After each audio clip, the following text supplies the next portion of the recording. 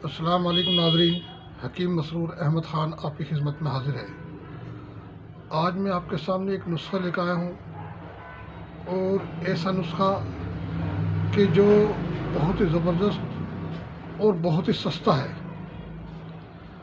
और उसलिए कि जिसकी वजह से लोग परेशान रहते हैं और सोचते रहते हैं उसके बारे में। एक ऐसा नुस्ख़ा मैं आपके लिए लेकर आया हूँ। तो ये नुस्ख़ा आपकी जेब के मुताबिक भी है, कोई से महंगी चीज़ नहीं है, और आसानी से दस्तयाब यानी आसानी से मिलने वाली है। ये नुस्ख़ा जो है मुग़ल्लज़ मनी यानी कि मनी के पैदाइश को बढ़ाने वाला और उसे गाढ़ा करने वाला, सीमेंस को ज़्यादा पैदा करने वाला और उसे रोकने वाला और गाढ़ा करने वाला, ये बहुत ज़बरदस्त नुस्ख़ा है। और इतना ज़बरदस्त नुस्ख़ा है कि अगर आपने किसी ने इसे 40 दिन इस्तेमाल कर लिया तो फिर बेफ़िक्र हो जाइए कि आप में कोई कमी है। मैं थोड़ी सी वजूहात बता दूं कि आदमी के अंदर सूरत अंजाल यानी कि शीघ्र पतन क्यों होता है। जब शीघ्र पतन जो होता है या धात की बीमारी क्यों होती है जिस्म के अंदर, जिस्म इंसानी के अंदर या औरतों के अंदर क्यों होती है, ये मैं आपको बता दूं। शीघ्र पतन तो जो होता है वो गर्मी की वजह से होता है। जब आदमी की मनी के अंदर, सीमेंस के अंदर हीट हो जाती है, गर्मी हो जाती है, तब शीघ्र पतन होता है। या उसके दिमाग में कोई टेंशन है और ऐसे टेंशन कि वो उससे निकल ना पा रहा हो, तब उसे शीघ्र पतन होता है। सर्दी की वजह से शीघ्र पतन कभी नहीं होता। सर्दी की वजह से जब भी होगा वो जरियान होगा, जरियान मनी होगी, धात गिरना, धातु रोग जिसे बोलते हैं वो होगा। धातु रोग जब भी होता है ज़्यादातर सर्दी की वजह से होता है, 80% सर्दी की वजह से होता है। तो ये जिसकी रुकावट बिल्कुल ख़त्म हो चुकी हो या स्टैंडिंग आते ही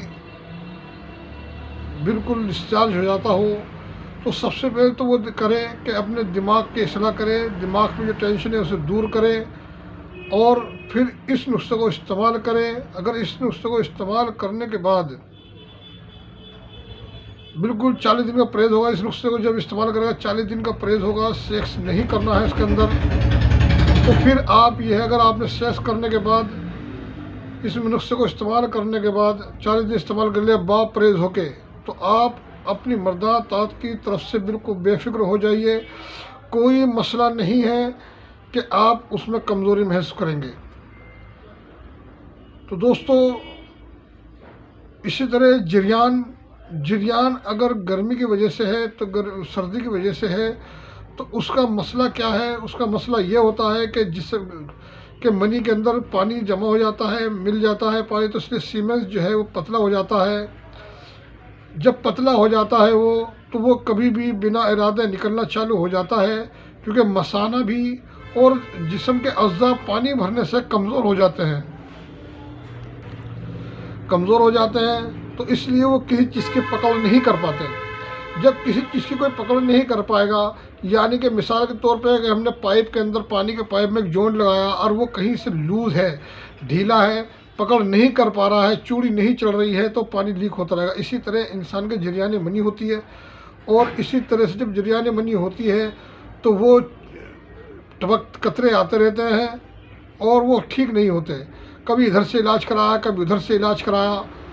तो इसके अंदर अगर आप ये देख लीजिए, मैंने नुस्खा बनाया है, ये मोतदिल सादा है। कोई से मौसम में, कोई सा मिजाज वाला, कोई सा बंदा इसे इस्तेमाल कर सकता है, औरत मर्द सब इस्तेमाल कर सकते हैं। वजूहात तो बहुत लंबी है, और जब वजूहात बताने पाऊँगा तो वीडियो बहुत लंबी हो जाएगी, और फिर लोग कहते हैं कि जी बहुत ज़्यादा बातें करते हो, ये बात 2 मिनट के अंदर बताई जा सकती थी, जो आपने 5 मिनट या 4 मिनट 10 मिनट लगा दिए। तो मेरे भाइयों, ये आज नुस्खा आप ले लें, नोट कर लें नुस्खा कि नुस्खा क्या है और कैसे है और कैसे इस्तेमाल करना है। आप इसमें देख लीजिए, इसमें फली कीकर है और सफ़ेद मूसली, आप इसमें एक बात ध्यान रखें कि फली कीकर जो लेनी है वो कच्ची लेनी है, जिसमें बीज पड़ा हुआ हो वो ना लें। इस वक्त सीज़न है, आम आपको कीकर की फली मिल जाएगी, हर पेड़ पे लदी हुई है, बेतादाद बकसरत मिल जाती है। इसके अंदर कैल्शियम बहुत ज़्यादा होता है और सीमेंस को गाढ़ा करने की और जरासीम पैदा करने वाली बहुत ज़्यादा ताकत होती है इसके अंदर। तो आप कीकर की फली लेंगे और सफ़ेद मूसली लेंगे और शतावर है। फिर ताल मखाना, ताल मखाने के बारे के अंदर आप इतना करना है कि ताल मखाना जब ले बिल्कुल साफ़ सुथरा हो, अच्छा क्वालिटी का बेहतरीन हो, और किसी मोतबर दुकान से लें और उससे हल्का हल्का आप बिरिया कर लें, यानी कि उसे भून लें। कढ़ाई में डाल के आप नीचे मंदी मंदी आग जला के उसे भून लें। जब उसमें धुआं उठने के करीब हो या थोड़ा हल्का हल्का धुआं उठने लगे तब उसे आप उतार लें और चलाते रहें, यानी कि छोड़े ना उसे, चलाते रहें। तो ये बिरिया हो जाएगा। ताल मखाना बिरिया लेना है और चने भुने हुए लेने हैं, छिले हुए चने भुने हुए और छिले हुए लेने हैं।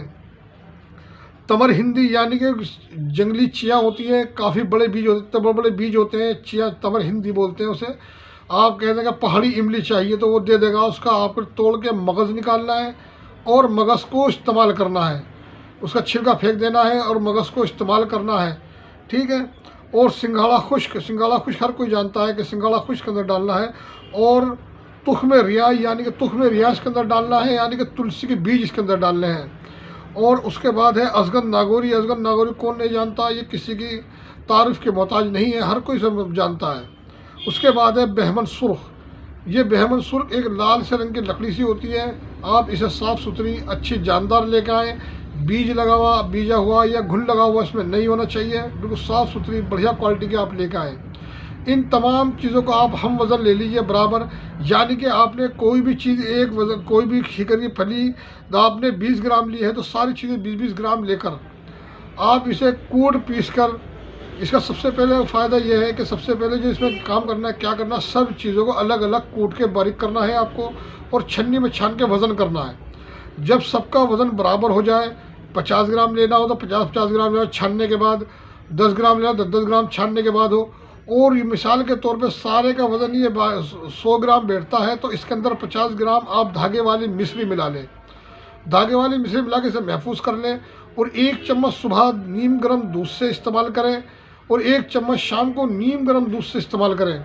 अगर आपको गाय का दूध मिल जाए तो बहुत बेहतर है, सबसे बेहतर है गाय का दूध। अब इसमें सवाल ये उठता है कि बहुत सारे लोग ये कहते हैं कि अभी गाय का दूध ही क्यों, दूध तो दूध होता है, तो इसमें गाय का दूध में क्या मसला है और भैंस के दूध में क्या मसला है, जो कि भैंस का दूध ताकतवर बताते हैं लोग।